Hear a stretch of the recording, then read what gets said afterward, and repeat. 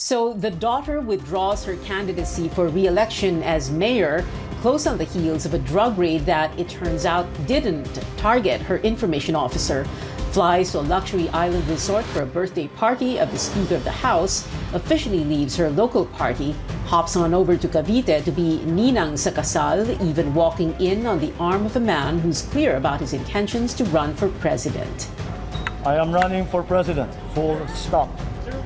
That Cavite pit stop was also where the daughter promptly swore allegiance to the political party of the father of the bride, which completely caught her father's political party, or at least one faction of it, off guard, leading them to having their presidential candidate, who said at the start he didn't look like a mockery, withdraw his bid the very next day. But this party decision na. I was ordered by the party to withdraw. No, to withdraw. All right. And then their VP candidate withdrawing his own COC, only to file a COC for president with another political party, accompanied by the master he served for so long, whose political lieutenant announced the president, the incumbent one for the next 6 months still, would file his own COC for VP on D-Day. Babalik si Presidente sa Monday para mag-file. Are you running for senator? Lalagay ko na yung aming camera.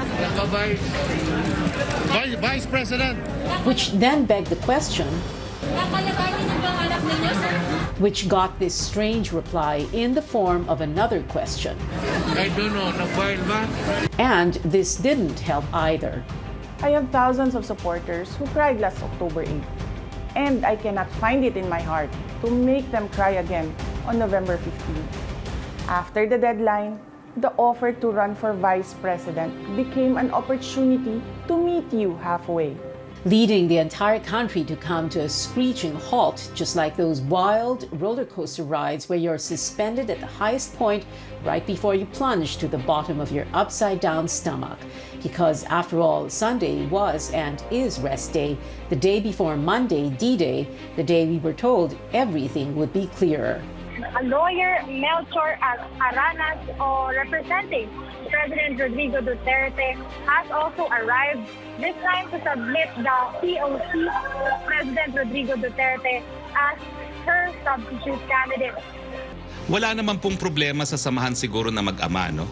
Ang sinabi lang ni Presidente, hindi nagkonsulta si Mayor Sara sa kanyang mga political plans. Sabihin na lang natin na gaya ng kahit anong relasyong pamilya, minsan may tagpuhan, pero wala pong kaduda-duda, nagmamahalan po mag-ama.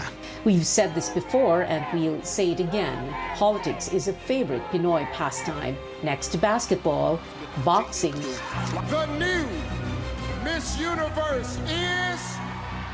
and beauty pageants.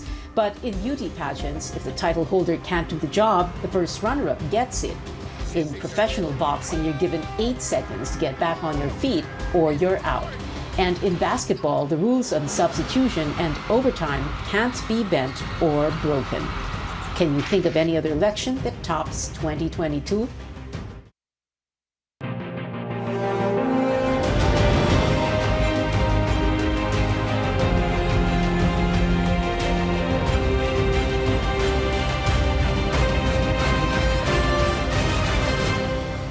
Good evening, I'm Pia Hontiveros. Welcome to your weekly political appointment fix, Politics as Usual. Our guests for tonight, 2 political science professors from UP Diliman, Dr. Maria Ella Atienza, and from De La Salle University, Dr. Julio Tihanqui. Good evening to you both, professors. So, how was your weekend? And when I say weekend, I'm referring to Saturday's happenings at the Comelec, Balesin, Cavite, etc. No? Nabusan na ba kayo ng words or adjectives to describe what you witnessed? Professor Tihanqui, kayo na po muna. Well, the entire drama last week until the weekend, until early this week, was all sound and fury, signifying nothing. No, the much anticipated showdown for the presidency between Bongbong Marcos and Mayor Sara Duterte was a non-starter, and the promise Duterte versus Duterte showdown for the vice presidency, the big drama na inaabangan ng lahat ng tao, ay na-cancel. No? So again, we have all been taken for a ride. No? So it goes to show, no, how the Dutertes have really mastered the politics of of mayhem and misdirection. No? Mayhem and Mahusay misdirection, talaga. pero pinag-usapan sila ng mabuti. Ano? Professor Atienza, kayo po. Yeah, hello, good evening, Pia. Actually, yung last few days, since last week up to yesterday, particularly last Saturday, parang nanonood ng sitcom. I was expecting a teledrama, but it's more like a sitcom, parang yung abangan ang susunod na kabanata. I was not surprised that Bongbong's still stuck with what he said, that he's running for president. And then, of course, Sarah decided to, the indications are pointing that she will file for vice president when Bongbong said that he will not give way. But what was surprising was after Bato withdrew last Saturday, Bongo filed but not as presidential candidate of ng PDP. PDP laban, but PDDS. So, ngayon lang sabi ko, ngayon ko lang yata narinig yung PDDS. Yeah. So, Well, there's always a first time. Talaga yung PDP laban. Di ba? Parang kawawa yung PDP laban. It's the administration party, pero mukha siya talagang pinag-iwanan, i-abandon talaga. And then, of course, we were waiting kasi ang pinakapasabog last Saturday, tatakbong Vice President, si President Duterte. So parang Duterte, and then suddenly, Monday, Senator. Pero parang ang naging surprise, anticlimactic yung umaga kahapon, it was Parlade was the surprise filing for president. So parang ganon ang ending. So magandang telenovela pa rin, magandang sitcom pa rin. Kasi the most unexpected yun ang nangyari. And the teaser didn't really give us the correct clues, no? And well, anyway, you were saying already, no? So Sarah running for VP, Bongo running for president, Digong running for senator, and then you have this, strange situation where Bongo Marcos's party says it is adopting Sarah as their VP candidate, and until now, walang sagot si Sarah o ang Lakas because she filed with Lakas, which is another thing that we need to try and digest. No, what's all this? No, what does it mean, Professor Tihanki? Well, Pia, mukhang nagkakasala sa labat na mga kwento nila, no? The objective of the game is actually to coordinate, no? If they want to consolidate their forces, no? But apparently, what's happening here is failure in coordination, no? Sabi nga ng iba, magtayo naman kayo ng Viber group, no? Para mag-usap-usap kayo sa mga Or pwede ring Telegram. Mas secure ang Telegram. Ang nangyayari dito kasi, no? Mukhang hindi na magkasundo-sundo yung mga original plans nila. The original plan, I think, was really to consolidate the forces of all administration candidates to come out with a tandem that is quite formidable. No? Yeah. But apparently, in doing the president so, himself... the president himself was saying that, he expected Sarah to run for president, and then we're presuming that what he meant was Sarah president and then si BBM mag-VP. Kaya lang nag-hold fast si Bongbong na parang, no way, I'm running for president, di ba? Well, actually, from the very beginning, there seems to be a division within the House of Duterte between the daughter, the favorite daughter, and the political son. No, so the father, was torn between pursuing, or supporting, the dreams of the daughter or the dreams of the political son. So it is a story of the personal, our political becoming personal, and the personal becoming political. But we saw this, this was para bang a local politics scenario, right? I mean, Davao City in microcosm, no? But then, we usually see this in the local level. No? There have been several instances of members of the same political dynasties, competing with one another. So, but this takes the cake. No? This is the first time that such national level dynastic maneuverings have been seen by the public. Ano kayang problema nila with Bongo? why don't Sarah and he see eye to eye? You know, what's going on? Is this Sarah, being the rebel and, challenging her father? What's going on? What do you think, Professor Atienza? Well, of course, I think from the very beginning, of course, Sarah it will always be the daughter, but at the same time, she also wanted to present herself as not just the daughter of the president. She always emphasizes that she's more than just the daughter of the president. And at the same time also, I don't think she's very comfortable with the politicians surrounding her father. And in a sense, there were also certain groups within the official family of the president who were not very much willing to support her as their candidate. So hati actually yung support, those people who were supporting the president or who are still supporting the president, not all of them are really very supportive of having the daughter as the successor of the president in terms of the candidate for president. Yung mga sumusuporta kay presidente, parang hindi yung duling eh. Ano yung opposite ng duling, yung napagalan yung mata? Banlag, parang naging banlag kasi hindi na nila saan tayo titingin, parang gano'n. Kanino ba tayo, parang gano'n. Okay, susunod ba tayo kay presidente o kay Sara? Tapos, there are a lot of presumptions here. And may factions, di ba? May factions talaga siya.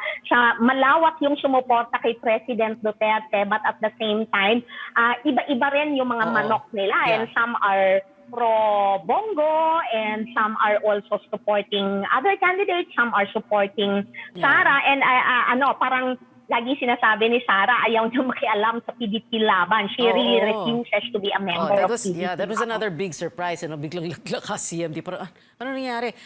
Tuloy naisip, hindi, magandang pangalan, title ng show. Ang saya-saya ng Philippine politika. Anyway, we're gonna have to take a very quick break lang.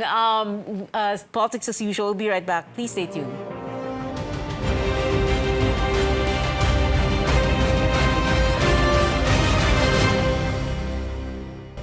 Welcome back. This is Politics as usual. Ang saya-saya. Our guests, two political professors, Professor Ella Atienza and Professor Julio Tihanqui.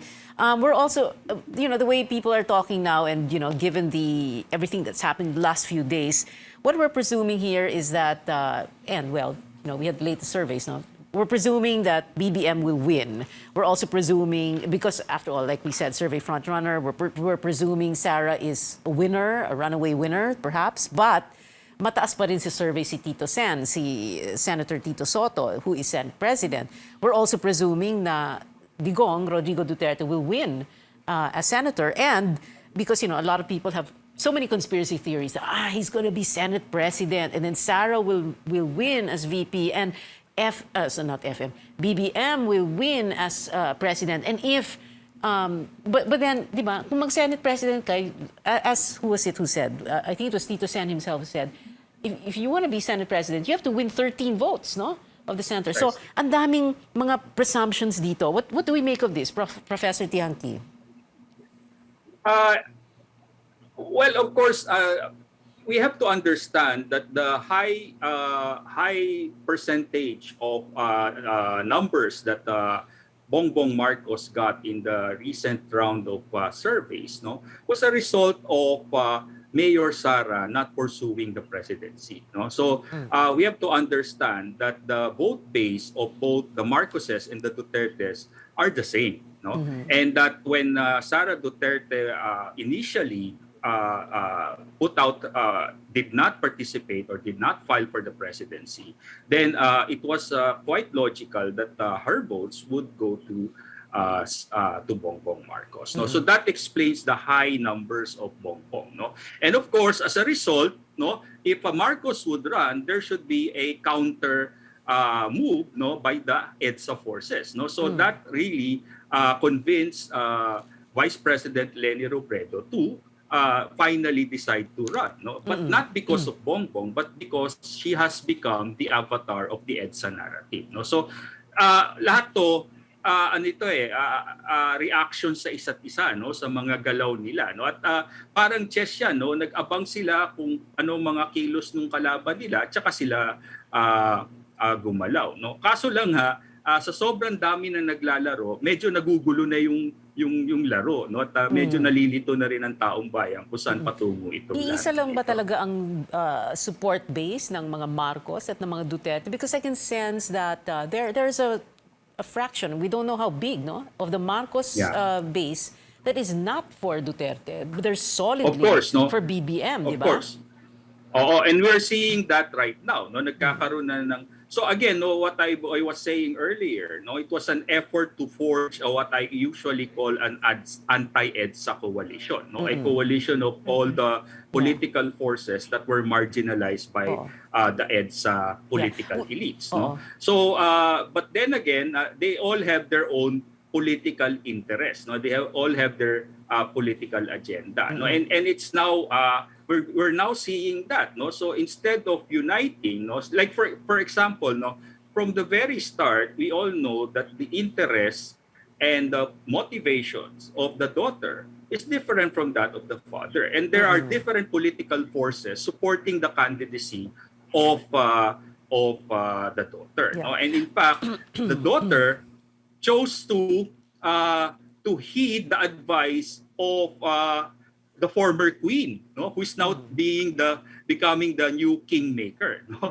The one who the alliance. Yes, we'll get to that explains why it's lakas CMD, di ba? Right, So, of course.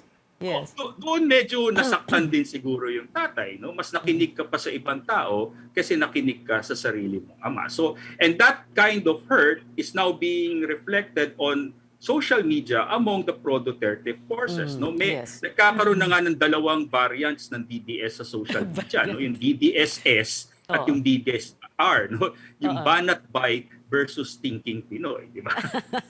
Okay, we're going to get to the EDSA narrative in just a bit, but I wanted to very quickly go through this the BBM and Digong dynamics, no, because may sinabi President Duterte na hindi niya sinusuportahan si BBM. He will explain why eventually. But that's strange because, number one, he allowed the burial at the libingan ng mga bayani.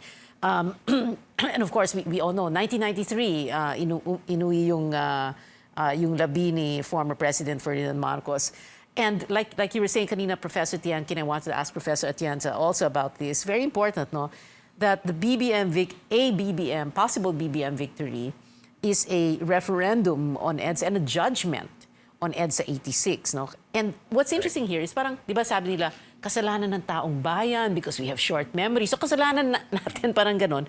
Pero talagang kasalanan ba talaga natin or kasalanan ng lahat ng gobyerno na naluklok matapos si Marcos? Because they were in power. Cory was president for 7 years. FDR, who was an EDSA hero, was president for 6 years and so on and so forth. Professor Atienza. Yeah, I think when we look back and say that kasalanan ng taong bayan, kasalanan natin kasi hindi natin naprotektahan yung memories ng EDSA, it's basically the failure of a lot of forces. Particularly, we failed in strengthening the democratic institutions that we restored or put up with the 1987 Constitution. We failed to strengthen our political parties. And look what is happening now. Halos wala na talagang relevance yung political parties. And then, of course, hinayaan natin and we see, of course, now the political families, the political dynasties still trying to negotiate among themselves, negotiating but at the same time trying to outdo each other. Parang sino yung mas malakas, Marcoses ba, Duterte, or now nasa likod the GMA representing the Arroyos.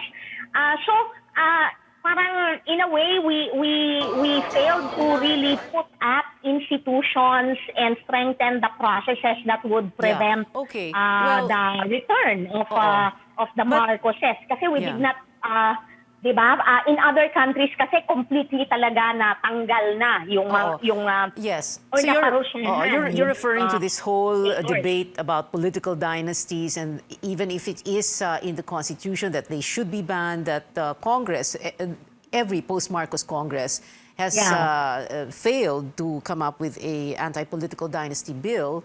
However, if you look at each Congress, and I remember I would literally count the congressmen, easily, 2/3 to 3/4 are members of political families. Pero ang tanong doon kasi is, after, nung naluluklok si Cory sa pagka-presidente, the Congress that came into power at the time, the 8th Congress, 1987 to 92, panay political families din, di ba? But anyway, we're gonna get you to answer that after this very short break. More from our guests when we return. This is Politics as Usual.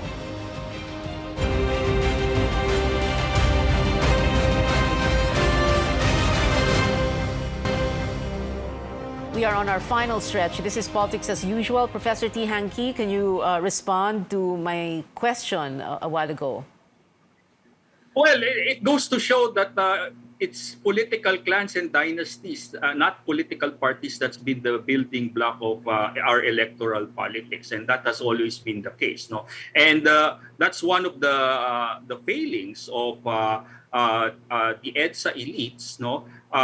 Previous administration's failure, and it's a collective failure actually to consolidate our democratic institutions and practices, no? And one of the biggest problem really is the continuing dominance of only a few political dynasties. And based on the study of the Ateneo School of Government, 70% of our present House of Representatives is composed of dynasties, and 80 in the local government units. And by 6 years' time, practically 90%, 80 to 90% of all elected positions are coming from the dynasty. So with this kind of a setup, it's not a surprise that the Marcoses were easily reintegrated into our political system. So if you have these political dynasties, families that rule the roost in local politics, and well, as we all know, all politics is local anyway, and if you go local, then you look at the families, the clans, diba?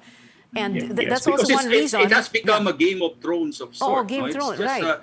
Right. Yeah, it's just the elite families negotiating among themselves. If you saw that wedding in Cavite, no, it reminds you so much of the first scene in The Godfather, in which all the families were gathered. I think we've been watching a little bit too much TV na, no? Or Netflix. Yeah. Okay. So, and then of course that also affects the way the so-called opposition, the vaunted opposition bloc should have acted, because the question here is, did they let this golden opportunity pass them by? Because ang tagal na pinag-usapan, Lenny Ping, Manny Isko, sana magkaisa sila kasi hati na ang boto. So anong dapat mangyari dito?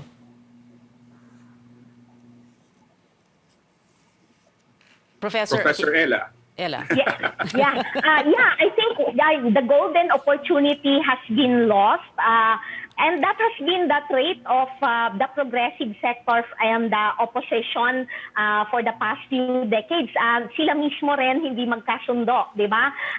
Maraming pagkakataon nag-unite sila, pero after that, wala nang sustainability. And then now, there were efforts to really talk, and then na-miss nila yung opportunity until November 15 na magkaroon ng further consolidation. So we now have all this number of candidates presenting themselves as opposition, pero definitely mahahati ang boto, and it will be very difficult to really try to get votes from, let's say, if ever talagang ma-consolidate ang BBM and Sara tandem. Unless, of course. Baka kailangan pa rin nila mismong mag-negotiate. Kaya lang mas mahirap na kung meron pang susuko o mag-withdraw. Kaya lang some of them, of course, are driven by personal ambitions too to become president. Okay, and final word na lang. So, Professor T. Hanky, and then we have to go already. Sorry, Professor Atienza, I suppose that can be your final word. Ubus na oras. Professor T. Hanky. Well, the ongoing political circus that we have witnessed, or in witnessing, goes to show how convoluted our presidential politics has become, And if we don't take seriously institutional reforms to consolidate our democracy, we will see more of the same, and this is not good for the health of our democracy. Thank you so much for joining us tonight, Professors Maria Ella Atienza and Julio T. Hanky. We have been told before, don't talk politics at the dinner table or at a family reunion or in Viber groups and risk digital warfare. But we can talk about it here at this table on this show, your weekly political appointment fix, Politics as Usual. I'm Pia Hontiveros. See you back here next Tuesday, 8:30 p.m.